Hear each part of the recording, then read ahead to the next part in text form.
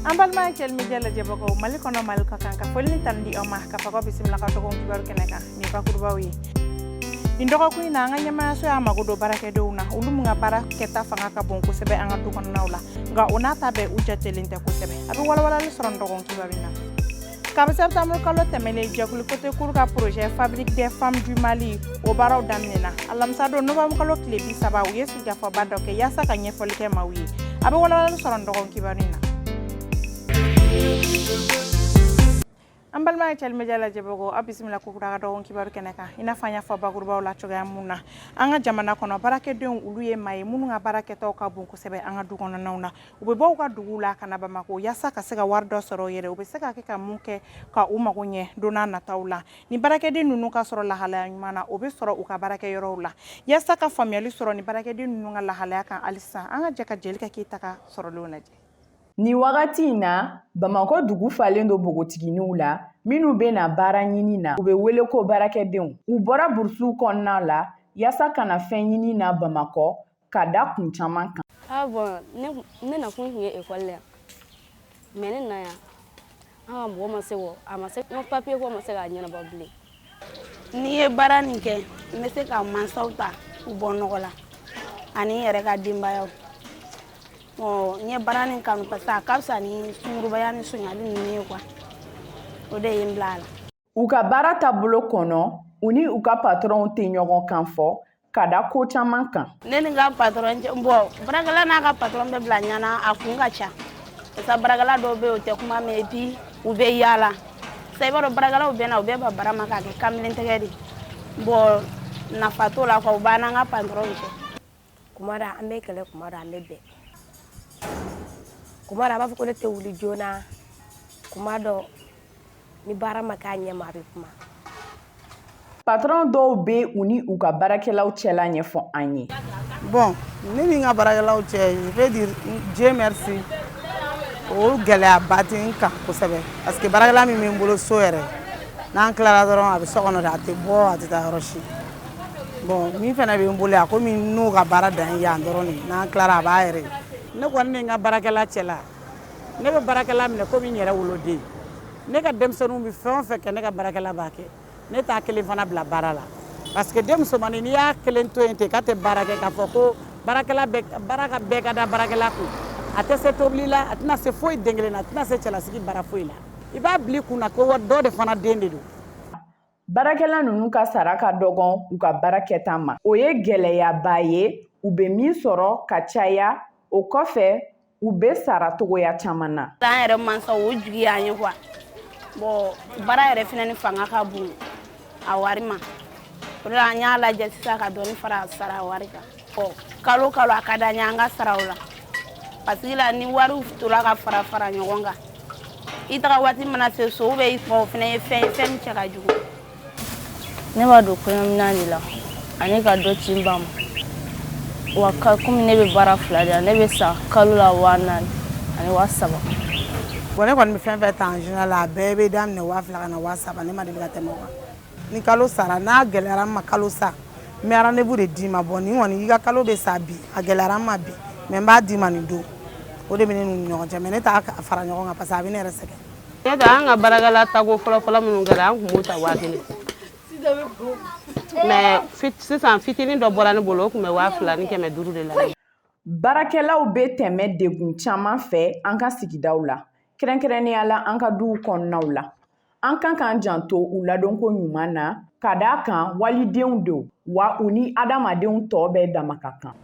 ni tun ye Jelika Keyita ka sɔrɔlenw ye ale tun bɛ ka kuma an ye baarakɛdenw de kan ni ye an ye tile damadɔ dɔrɔn décembre kalo la tile 31 ale labɛnw kɔni bɛ ka sabati ma caman y'a jira k'a fɔ k'u bɛ ka labɛn caman kɛ ka ɲɛsin nin don tɔgɔla in ma hali ni o y'a sɔrɔ a tɔ bɛ dɔgɔkun damadɔ bɔ Nana Kadija Kone ale wulila ka jigin dugu kɔnɔ an ka jɛ k'a ka sɔrɔlenw lajɛ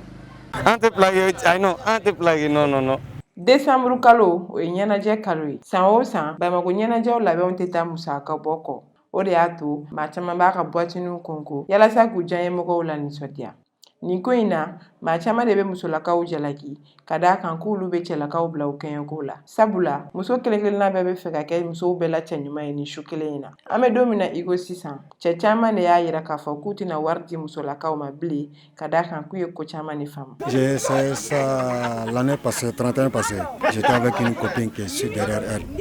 pendant 3 mois. Salo 31 na ne ni muso dɔw kun bɛ ɲɔgɔn bolo. An ye ɲɔgɔn dɔn kalo 3 ɲani 31 cɛ. An kan ka bɔ wa a kun ye 4000 de ɲini ne fɛ. Ne y'o d'a ma nka ɲani sufɛla cɛ a nana ko k'an bɛn sufɛ nka a mana bilen. Kɔfɛ ne taara u ka so. Ne taara sɔrɔ ani mɔgɔ wɛrɛ sigilen don u ka da la. Wa a bɛna mun sɔrɔ k'a fɔ ne ye ko ne ka woro tɛ ale kunkɔrɔ. 4000 ka ca o ma dɛ. Ko bɛɛ dun su kelen muso a ye miiri dɔɔni. O de y'a to an bɛna ɲinɛta kɛ an ka denbaya la.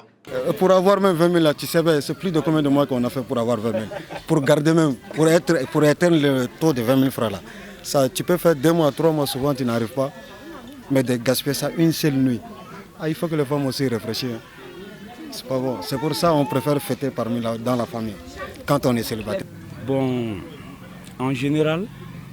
il y a beaucoup des hommes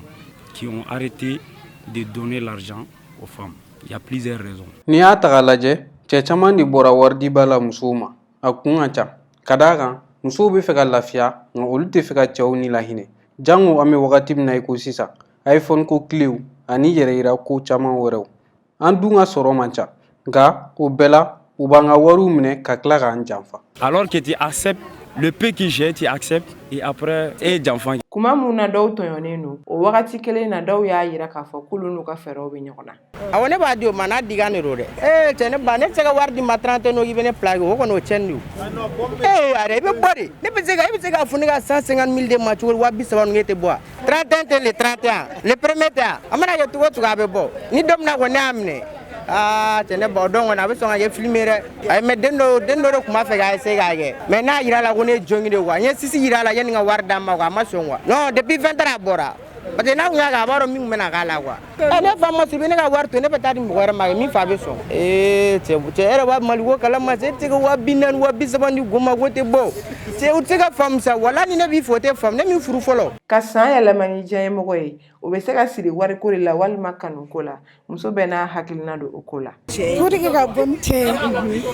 ye 31 su fɛ il faut minimum un petit 150 000. Bah déjà l'habillement, les chaussures, faire la tête, après l'entretien du corps. Parce que voilà quoi. Genre, mais faire rapport niveau et les moyens d'abord quoi. Toi tu n'as pas les moyens, tu peux pas avoir ce que tu veux. Donc tu peux seulement te contenter de ce qu'on te donne. Comme il a fait précédemment, les temps sont durs. Donc, et alors comment il a fait pour avoir la somme. Donc, s'il te donne la somme à toi, tu dois au moins l'honorer le soir. Même si c'est pas pour longtemps, au moins faire acte de présence. Bon, on était beau 31 ans, à vrai dire. Mais al ni cɛ 50 000 ou 10 000 ne ma ne bɛ se ka bɔ n'a ye wariko tɛ foyi tɛ n'i bɛ mɔgɔ fɛ dɔrɔn i bɛ se ka bɔ n'a ye c'est tout hali n'a ma fɛn d'i ma i bɛ se ka bɔ n'a ye n'i b'a fɛ dɛ n'i t'a fɛ i tɛ se ka bɔ n'a ye muso minnu bɛ yen nɔ n'u bɛ cɛ ka wari minɛ ka bɔ u bɛ k'u ban ka bɔ c'est pas bon u k'a dabila parce que mɔgɔ i bɛ ko kɛ bɛɛ la a tɛ kɛ dɔw fɛnɛ la quoi i mɛnna la cogo cogo don dɔ la i bɛ minɛ quoi a tɛ kɛ cɛ bɛɛ la quoi. Musow invitelen don cɛw fɛ cogo min na cɛw dɔw fana invitelen don musow fɛ ten cogo la. Bon, n'i y'a mɛn i b'a fɔ k'i bɛ plaqué 31 na don bɛɛ an ka 31 an bɛ bɔ don o don ne bɛ 31 fêter don o don bon a plupart ne kɔni ka sunkuru tigɛ bɛɛ est-ce que olu de t'a di ne ma ne bɛ tugu musomanin minnu kɔ ne filanw tɛ o a bɛɛ ka kɔrɔ ni ne ye olu la ne tɛ se ka plaqué o olu de b'a di ne ma ala m'an tɔɔrɔ ne ba an kana an yɛrɛ tɔɔrɔ sa n bɛ lafiya nɔfɛ togo mɔgɔ minnu bɛ se k'i mɔgɔ yɛrɛ bɔ dɔrɔn. Mais moi en personne ne bɛ invité de i n'a fɔ an bɛ bébé invité cogo min na ne yɛrɛ bɛ invité ten de san n'a yɛlɛma de an bɛ ka taa 2024 la bon cɛ ka wari di muso ma olu bɛ ka dabila quoi sisan go de kan ka wari di musow ka ca n'an ye sisan. Nin kamalenin ka fɔ la cɛkɛna kan ka sunkuru caman de sɔrɔ yaasa i kana se ka plaqué 31 don. Donna don parce que min y'a di i ye dɔ d'a ma a bɛ dɔ d'i ma dɛ. A bɛ fɛn caman kɛ ɲɔgɔn fɛ a bɛ paw kɛ ɲɔgɔn fɛ i ma lɛsi ni fɛnw de don quoi. Ko min bɛ ne bolo a tɛ fɔ ka ban dan t'a la kunci t'a ban n bɛ kelen plaqué dɔw yɛrɛ bɛ yen wari bɛ d'u ma bɛɛ ɲɔgɔn fɛ mais bɛɛ n'i ka pa de don quoi i ni min bɛ bɔ i b'o de choisir n'i tɛ musomanin n'i tɛ cɛ fɛ ka n'a ka wari dun quoi c'est pas bon quoi. Bamakokaw ani 31 o ye laada kɔrɔba ye nka ɲina cɛ caaman de y'a yira k'a fɔ k'olu ye faamuyali sɔrɔ musakakow la ko wa k'olu tɛna sɔrɔ a ɲɔgɔnna wɛrɛ la tuguni o de kɛra sababu ye ni cɛ caaman fana y'a yira k'a fɔ ko olu bɛ k'u ka fɛɛrɛw ɲini hali n'o y'a sɔrɔ dɔw fana jigi dalen don u kanubagaw kan hali bi ka wari di'u ma. Galadon ye bololabaara ye maa caman bɛ mun kɛ Mali la ani a dafɛ jamanaw na baaralabaara don mun bi a sen kelen kan an bɛ don min na iko bi sabula bazɛn donni minnu bɛ ka bɔ kɔ kan olu bɛ ka kɛ sababu ye k'a bila a sen kelen kan an kan ka mun de dɔn nin bololabaara in kan halisa an ka jɛ ka Aissata Mayiga ka sɔrɔlenw lajɛ. Galadon ye baara ye min bɛ k'an fɛ yen kabini waati jan. Galadon in bɛ kɛ de ka bazɛn jɛman ta ka su galaji la siɲɛ caman walasa a ɲɛ ka se ka ɲɛ ka mana ani ka mɛn si la. An bɛ galabaara de kɛ an bɛ mɛnna dɔɔni dɛ kabini an ba ka wagati an y'a sɔrɔ an ba de fɛ an b'a la an kɔrɔw b'a la an dɔgɔninw b'a la hali n dɔgɔninw cɛmanninw b'a la an kɔni bɛ gala san n'an y'a san n'an bɛ wuruji don sisan an bɛ qualité 3 de kɛ wuruji la ka wuruji don an bɛ wuruji k'a la ka écarlate k'a la ka ribi dɔɔni k'a la pour que wuruji bɛ se ka ɲɛ. Bazɛn suguya caman de bɛ yen minnu bɛ dilan sirili la ani bololakalali la sani a ka don gala la. Bazɛn bɛ don yɔrɔ min na ka caya n'o ye Mali kɔnɔ Niger Burkina La Guinée ani Sénégal ka taa 2020-21 fo ka taa bila nin waati la 23 la sirili motif sirili de ka di client ye kosɛbɛ ka tɛmɛ unique ni dɔwɛrɛw kan a caman na o ye photo d'a kan n bɛ fɛ n ka fini ka kɛ nin n'o kɔni kɛra i nana ni modèle min an b'a k'o ye k'a d'i ma mais ni ma modèle yira ni ko n bɛ fɛ n ka fini ka kɛ modèle ɲuman ye n bɛ denkundi la ou bien n bɛ mariage la denbajala bɛ kun na n bɛ kungo dɔ la an b'a f'i ye photo b'an bolo n'i bɛna photo lajɛ ni ɲɛnata sɔrɔ ni ɲɛnata ma sɔrɔ photo la an b'i yɛrɛ ka création kɛ k'a d'i ma n'a yɛrɛ y'a kɛ k'a di an b'a f'i ye a bɛ ɲɛ nin couleur la a bɛ ɲɛ nin couleur la bon sirili da kelen t'a la sirili b'a ta 400 ka yɛlɛ fo 1000 dɔɔni sirili kan san galadon t'a la. I n'a fɔ baara tɔw gɛlɛya caman bɛ galadon na n'o dɔ ye kɔkana bazɛn ninnu nali ye an ka jamana kɔnɔ nka danfaraba bɛ ni bazɛn suguya fila ni ɲɔgɔn cɛ. Ni couleur mani nana dɔrɔn an ka baara bɛ tiɲɛ an bolo bazɛn yɛlɛla bon galabaara in u nana tiɲɛ an bolo quoi bɛɛ nana ko couleur mani ka sɔrɔ farafin gala yɛrɛ ɲɔgɔn fosi tɛ yen bazɛn t'a kan quoi farafin gala ka ɲi laban b'a la a bɛ mɔgɔ pari jamanabɔ fini don quoi mais an b'a ala fo mɔgɔw bɛ ka segin u kɔ dɔɔni dɔɔni. Wa fila mètre ni an ka gala don ta u tɛ kelen ye o tɛ kelen ye hali dɔɔni wa fila mètre kabiri a b'i kana yɛrɛ a ye tila bɛ bon an dun ka gala in i y'a ko togo togo ka gomi k'a la ka taa gosi a bɛ ɲɛ bon n'an ni gomi tɛ k'o la i mana kɛ togo togo n'i y'a gosi n'i y'a don a b'i pari. Danfara wɛrɛ min bɛ galadonnaw ka bazɛn ani bazɛn tɔw ni ɲɔgɔn cɛ o bɛ se ka kɛ sɔngɔ yɔrɔ ye. Bon, on vend le bazin artisanal et puis le bazin en couleur. Bon, tous les deux. Bazin min donna farafin gala la ale min n'a gala bɛ na a bɛɛ bɛ feere an fɛ yan wa a bɛɛ sugu ka di. Musow de bɛ farafin gala san kosɛbɛ nka fɛn min ye tubabu gala ye cɛw de b'olu san ka caya. Gesner de da ka gɛlɛn ale ye 2000 ye farafin gala ale ye 1500 ye 500 danfara de b'u ni ɲɔgɔn cɛ. À chaque mètre 10 000 francs. Bon, artisanal c'est 7500. Il y a 2500 de différence. Galadon ye baara ye min bɛ kɛ farafina tilebiyanfan jamana caman na wa a bɛ farafina seko ni dɔnko de yira min ka kan ka don ba la. Côté cour jakulu maaw ka projet Fabrique des femmes du Mali bilala sen kan o mun bɛna kɛ marabolo naani na Mali kɔnɔ muso 110 olu de bɛna dege baara la ni projet in na u bɛna dege baara minnu na olu dɔ ye finikala bɔgɔlan dilan olu n'u ɲɔgɔnna caman yaasa ka walawalali kɛ kunnafonidilaw ye u ye sigikafɔ dɔ bila sen kan alamisa don novembre kalo tile 30 sanba 2023 Abdoulaye Mayiga ale tun bɛ Actuel Media tɔgɔ la. Walasa ka musow dɛmɛ u ka cɛsiri la kɛrɛnkɛrɛnyala togodala musow jɛkulu min bɛ ko côté cour a ye baara boloda bila sen kan n'a tɔgɔ ye Fabrique des femmes du Mali min ka baaraw bɛna kɛ dugu naani na n'u ye Kulikoro, Sikaso, Kucala ani Buguni. Alamisa don novembre kalo tile 30 sanba 2023 jɛkulu ye kunnafonidilaw fara ɲɔgɔn kan walasa k'u ladɔnniya baara boloda in taabolo kan. Fabrique des femmes ye projet n'a bɛ kɛ ka musow dɛmɛ muso minnu bɛ togoda la. K'u dɛmɛ bɔgɔlan na ani safinɛ ani tulu ani couture walasa u bɛ se ka dɔ k'u yɛrɛ ye don nataw la laɲini ye de ka muso ninnu u ka baara mana kɛ ka se k'a yira festivaliw la i n'a fɔ festival art femme ninnu ani didadi ninnu ni nayiriki bɛ festival minnu kɛ voilà donc a objectif ye ka musow ka jɔnjɔ u ka jɔyɔrɔ d'u ma ni u bɛ se ka baara kɛ k'u yɛrɛ dɛmɛ cogo min na ka mɔgɔ wɛrɛw dɛmɛ ani don nataw la an bɛ se ka fabriquer femme kɛ usine ba ye jamana nin kɔnɔ musow bɛɛ bɛ se ka na baara kɛ a la cogo min na. N'i y'a jate minɛ fana hakilina dɔ b'a la min ka ɲi kosɛbɛ o ye ni u b'a fɔ nanzarakan na faire ka a di kɛbaga dɔ ma min fana b'a kɛ. Alors je pense que o bɛ justifier ni ka de fait que anw ni population locale min bɛ yen nɔ an jɛlen don an bɛ baaraw camanw kɛ ɲɔgɔn fɛ min tɛ nin ye. Surtout projet nin taara di musojɛkulu minnu ma o ka dugu bɛ kilomètre 30 o ni Sikaso yɛrɛ dugu kɔnɔna ni ɲɔgɔn cɛ. Donc o muso ninnu o hokumu kɔnɔna de la a nana ye k'a fɔ an ka jɛ an ka baara kɛ ɲɔgɔn fɛ an ka se ka muso ninnu ka se ka baara d'u ma u ka former ka ɲɛ u yɛrɛ ka se k'u yɛrɛ ta don masina don nataw la. Fabrique des femmes du Mali ka baaraw daminɛna ka ban wa nafa caman de bɛna se musow ma dugu sugandilen ninnu na. Projet daminɛna a mɛnna parce que a daminɛna septembre an y'a daminɛ fɔlɔ ka taa musow nɔfɛ k'u ladɔnniya k'u fara ɲɔgɔn kan k'a ɲɛf'u ɲɛna ani a bɛ kun cɛ mois de juin na projet bɛ ban parce que projet nin ye san 3 de formation bɛ kɛ san 2 kɔnɔna na fɔlɔ bɛ kɛ minnu t'a ɲɛdɔn yɛrɛ k'u dege après renforcement de capacité bɛ kɛ 2nan na 3nan na sisan an bɛ sɔrɔ ka matériel d'u bɛɛ ma nka i b'a sɔrɔ dugu kelen bɛ yen n'a ye k'a fɔ k'olu musow de cɛsirilen don an bɛ yɔrɔ jɔ u ye n'a bɛ f'o ma ko centre u bɛ se ka baara kɛ cogo min. An talen projet Kurumakari fama yen nɔ dugutigi ani maire ni muso jɛkulu ka ɲɛmɔgɔw tun bɛ kɛnɛ kan yen nɔ olu yɛrɛ nisɔndiya kojugu dugutigi ko kuma na komi formation ni laban na kan ka